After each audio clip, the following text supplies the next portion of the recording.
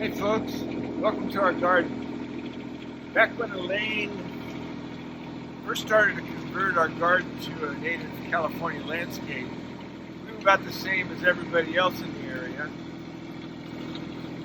We had maintenance gardeners that blowed and mowed and hauled away, and all of the rainwater that fell in our lot ran around the lot, out to the street and down the storm drain. We do things differently now. We decided on one rule for the garden, and that is what happens in the garden stays in the garden. So I'm going to talk about two aspects of what happens in the garden stays in the garden. One is rainwater. It's collection, storage, and management. When it rains, before the rain hits the ground, I want to see it and enjoy it.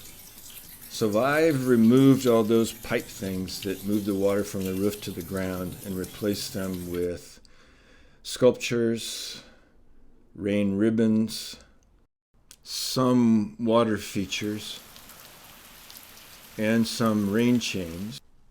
I love these rain chain cups, but I've stopped using them because the tree litter clogs them up too easily. When the rainwater that falls on the roof reaches the ground, it enters the piping system in the trenches. Here you see a standard black drain box about to be piped in and then buried. Once the underground work is done, I'll give the drain a makeover.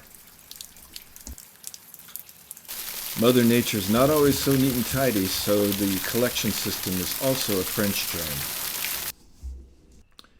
The rain that falls on our garden is either collected, absorbed, or is runoff. Since the time we realized that we wanted to absorb more water on the lot, we've abandoned the use of concrete, and we have permeable surfaces for patio, walkway, and some driveways.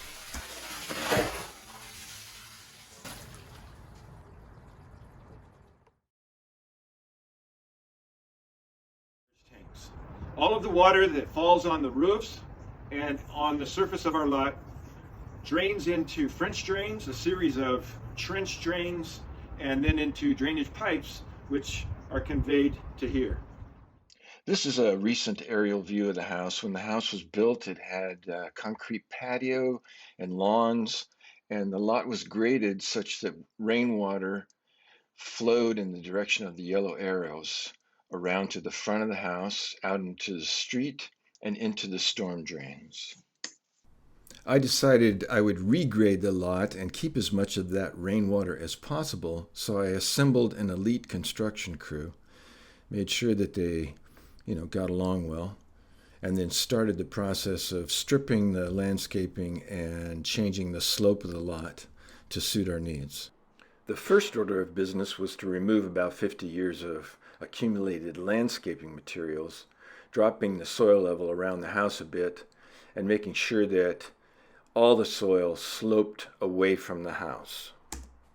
Once I had a blank slate, I began to make a network of trenches that sloped from where I wanted to gather water to where I wanted to output. The trenches were sloped for robust drainage, and the bottoms of the trenches were mechanically compacted. Each trench contains a non-perforated flexible pipe for roof drain collection, and also a solid 3-inch ABS pipe for possible future gray water collection and management. The entire trench serves as a French drain. I really have no idea what I'll be doing with those gray water pipes, but I wanted to give myself some options when I had the trenches open. I will just stick to rain and surface water from here on out. Here we see the making of the French drain burrito. The trench is lined with black filter fabric. The white perforated pipe is laid in with the perforations pointed downwards. Here you see a transition to solid pipe indicated by the red arrow for exiting the soil. Here you see the completion of the burrito.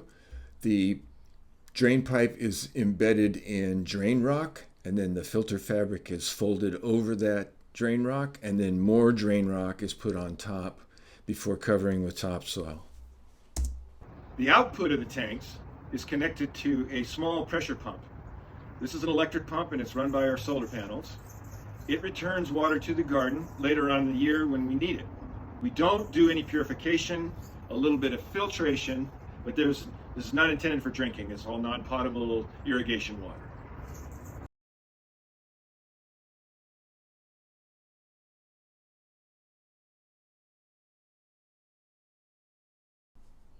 The pump is a pressure sensing pump, so it can be left on all the time and will simply sense when a faucet is opened and deliver water. However, I have ours attached to a smart switch so that we don't have any accidental losses from breakage in a hose or something. You don't need fancy plumbing. You can hook up a hose directly to the pump.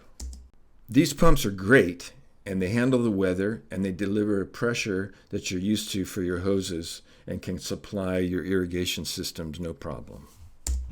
When the tanks get full, the overflow empties into the runoff system that leads to our percolation pits. In my view, a lot of established thought about watering in native gardens should be reconsidered due to climate change. I've used a lot of drip system gadgets, but by far the best outcomes that I've had have been when I have used these misters. Pictured here are my favorite irrigation tools and my go-to mist fitting that has a barb that is annoyingly larger than your standard drip system barb. I use a short bit of aquarium style tubing, 1/4 inch outside diameter, to make an adapter for the barbs.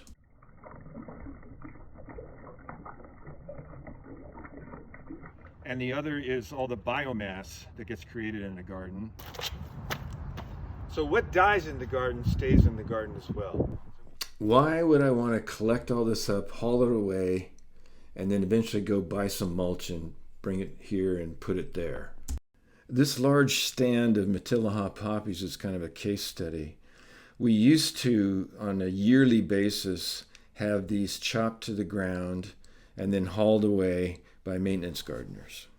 This power scythe has become my favorite tool for slicing and dicing in place, or shredding and mulching on the spot.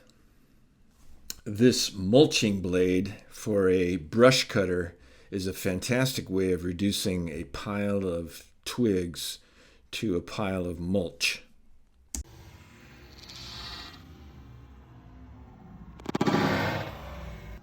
So, what dies in the garden stays in the garden. So we return all the nutrients to the soil, we provide habitat for the insects and lizards and birds, and it just seems silly to take all this fabulous stuff and haul it away and throw it away after it grew here. One of the things we do use, kind of extreme, is a chipper shredder. They're noisy, obnoxious beasts, but they do a great job of creating mulch out of a lot of stuff. My experience is,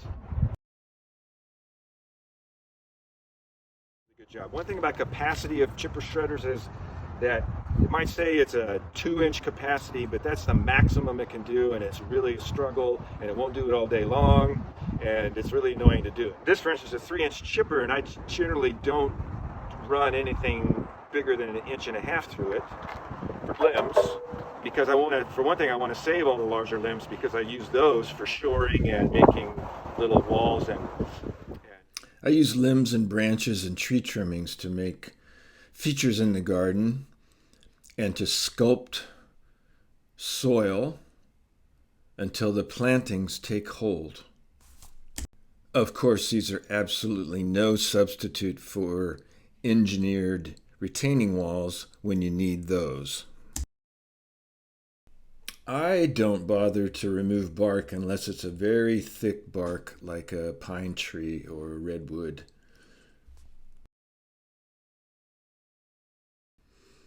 Here, a dead ceanothus is a trellis.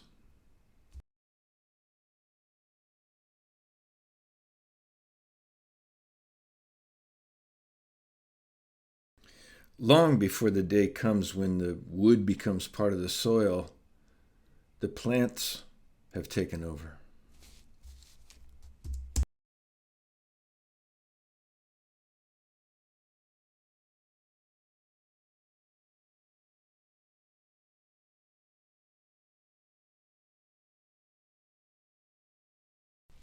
I have used pressure-treated lumber in the past, but I will not use it again. It's a hazardous waste and has a finite lifetime as well.